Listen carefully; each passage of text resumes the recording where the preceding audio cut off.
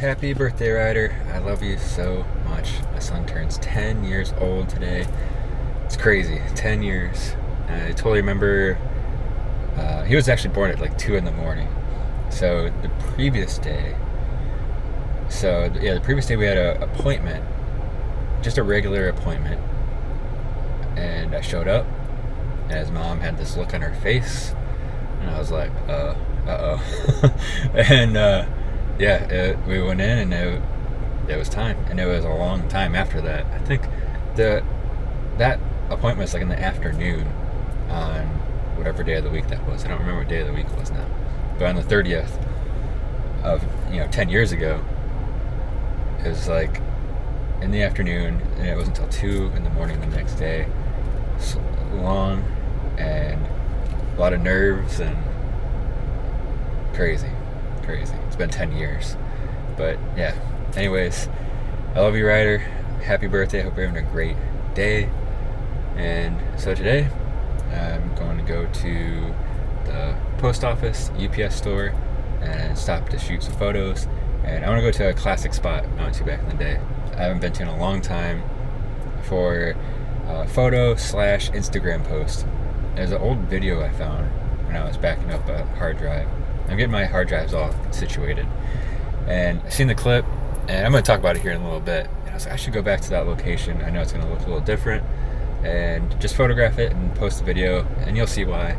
And yeah, just shoot some photos, and definitely want to talk about the camera I'm using, and we'll dive into that even more in an upcoming video. But anyways, let's get on with this day. So I just filmed the introduction, and I got a photo from his mom. And yeah, happy birthday, Ryder. Awesome day.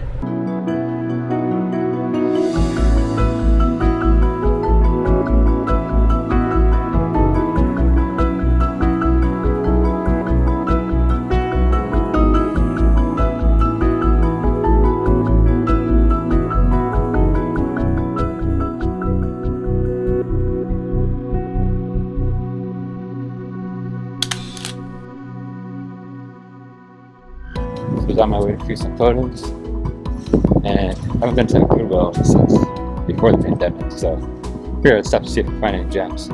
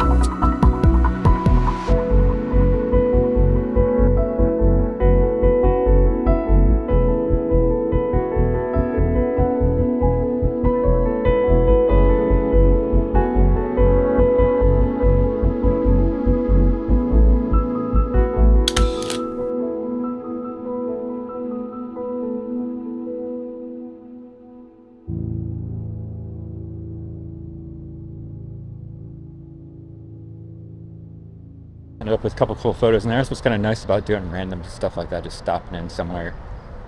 You kind of go back in time a bit, It's nice vibes.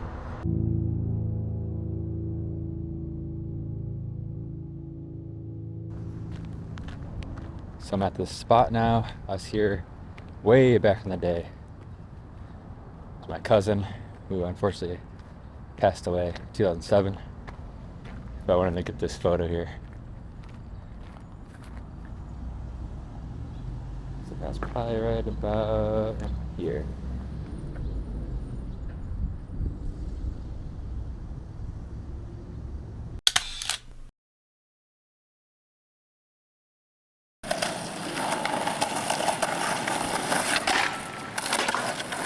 Oh, yeah! Yeah, those are such classic times with Danny. Skating around. Classic. He was such a natural talent too at skateboarding. He literally had the worst skateboard equipment. Literally had the worst shoes. But just learned instantly. I remember we went to this gap and you kickflipped this gap. It's like you just learned how to kickflip.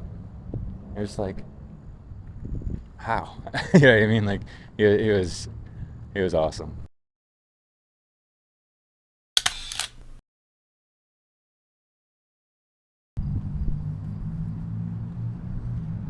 So if you've noticed, I'm shooting with the Ricoh GR3. This is the street edition. I don't think there's really too much difference. I don't know if the other camera has like the snap focus thing. I haven't messed with that yet. It's basically where you can set your distance and the camera doesn't need to autofocus or anything. And it's always going to be focused in that area. And that's something I need to mess around with a bit more. Well, I actually haven't messed with it around. I want to mess around with it, I should say. Actually, I do have a viewfinder for this too. It's just a cheap Amazon one. I'll talk about it in another video. And actually, it is really useful. If you shoot 28mm, it's actually really easy to use because I know exactly like right now, if I turn over here and I go to shoot, I know exactly how it's going to be framed because I shoot 28. I've been shooting 28mm for many years. That's how I see it, honestly. That's like, so that's why when I use a different focal length, it's just I don't know, it's a little bit more of a, it's not a struggle, it's just different. You know, 28 is just how I see things. When I go to photograph this bench, I know exactly where I want to go because I know how I want to frame it. So it's the same thing with the viewfinder. There's that, I think it's called parallax, where like if the viewfinder's up here, let me just put it on this camera.